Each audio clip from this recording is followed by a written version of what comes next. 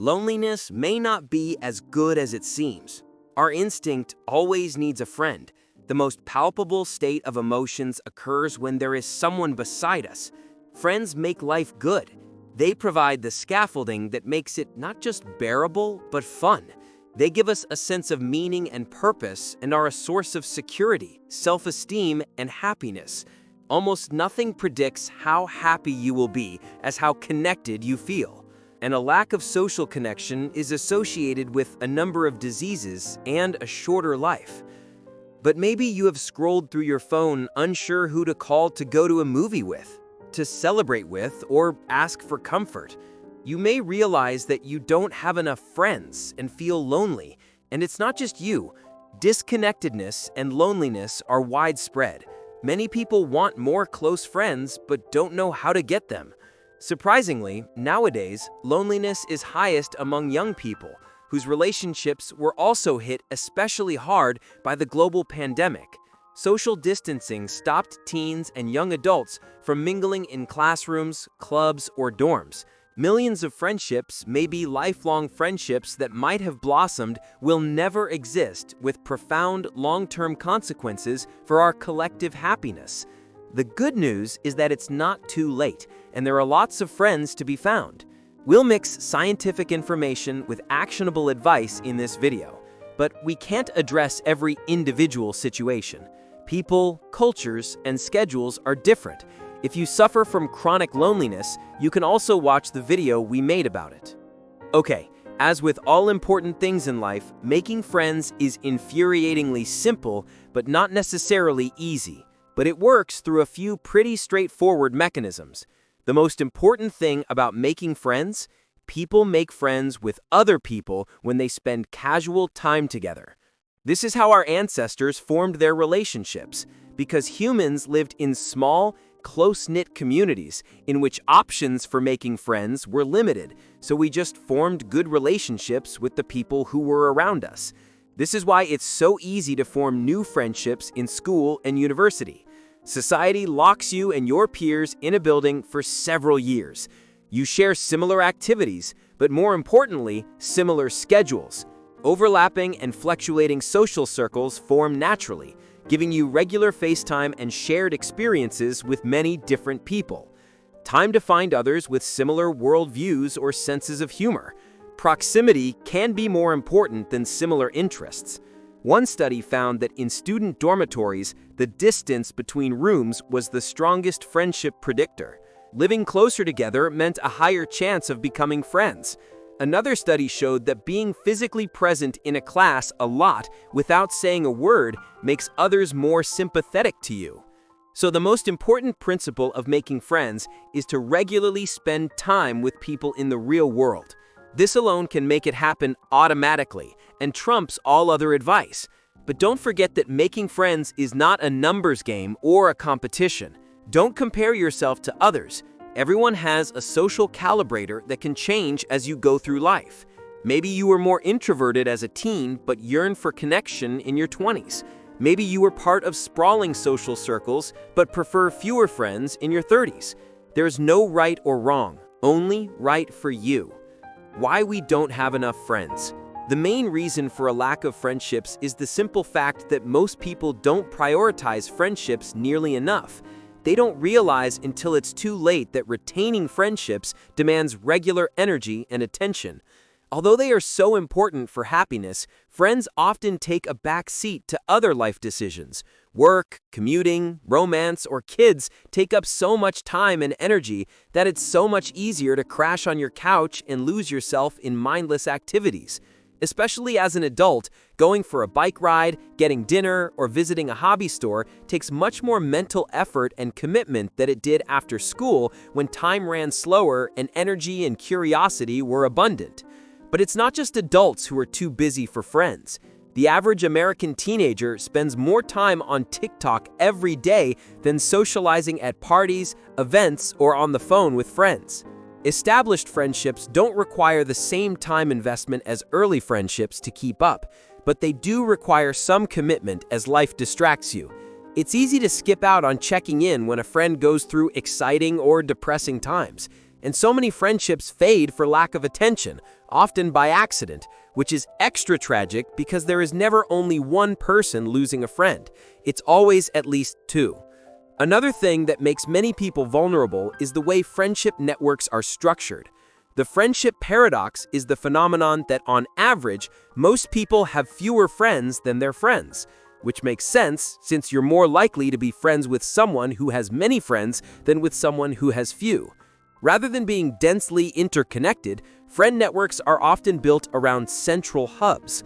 So if central people disappear from your life, this can deprive you of many connections at once, and it can lead to a distorted self-perception that you are less popular than others, although you are perfectly average.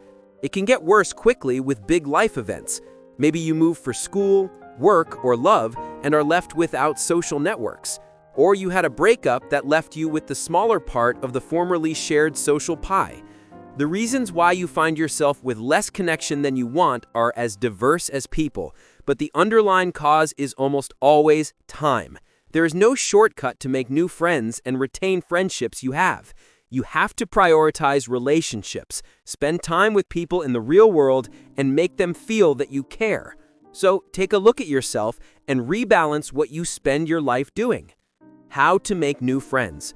Studies have shown that new friendships can develop quite quickly, weeks after you meet someone, but it takes a few months for a casual friendship to become a close relationship, with the biggest impediment being time invested and the quality of your interactions. To make friends, it helps if you intentionally look for people you have things in common with and who are open to new relationships. You want to make it easy for yourself. So examine what kind of person you are, generally speaking. Extroverts tend to crave sensory stimulation, spicier foods, loud music, or the excitement of engaging a crowd. Introverts, often confused with shy people, tend to be more sensitive to sensory stimulants and prefer quieter surroundings, fewer people, and even less spicy food. Different places attract different people. Not everybody can easily make friends at a bar or a football game.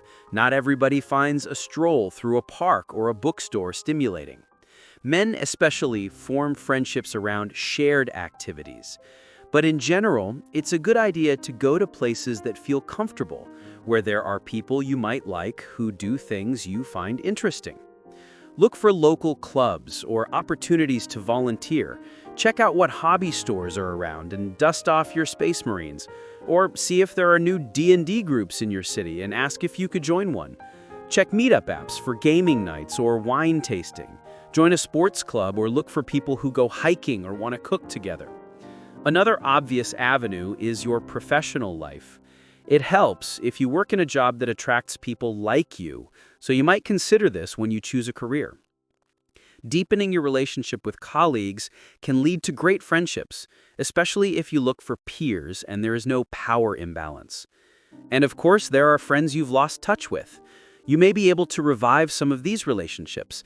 In some cases, all it needs is a call or an invitation.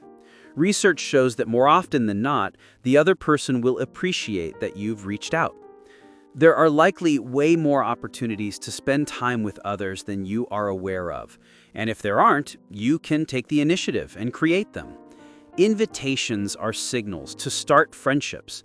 So bring people together by having a dinner party, organizing a football game after work, or starting a board game group. Everybody appreciates people who organize fun things.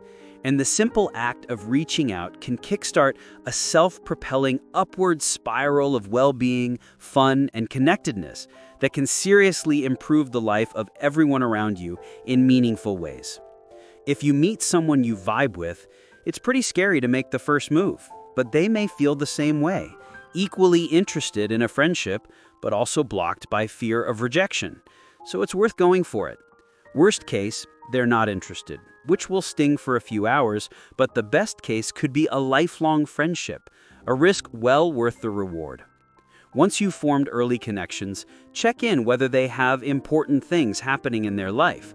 Of course, it's important not to be overbearing, but the more time you invest, the more opportunity you have to engage in meaningful banter or silly jokes. The fact that friendships take time also means that you need to be patient and kind with yourself, especially if you're out of practice. Things will not improve overnight, but slowly, step by step, if you keep up, open up, care, and share. Many people don't have an issue being around others, but struggle to turn acquaintances into friends. So let's talk about two important principles that make it more likely that you'll connect: caring and sharing. In general, our favorite topic is ourselves and the things we care about, because we are literally at the center of our own universe. So people tend to like people who are genuinely interested in them. So if you want to make friends, your goal should be trying to learn what makes them tick. Just as important as caring about others is reciprocity and openness. To connect, you need to share the experiences that made you, you. Now, you don't want to overwhelm the other person and immediately spill out your deepest secrets, but open up a little and reveal personal things, because this also signals to others that it's okay to do the same. The best case is that you find shared experiences. Maybe you both had a hard time in school. Maybe you share a passion for weird movies.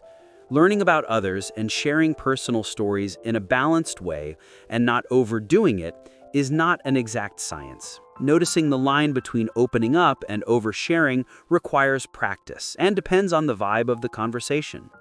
One of the perplexities of life is that to get something, it can be helpful to convince yourself that you want it less than you do. In general, it's good to be laid back, have fun, and enjoy yourself. Do things for yourself without expectations, but also be open to social opportunities and accept invitations if they show up. And that's basically it.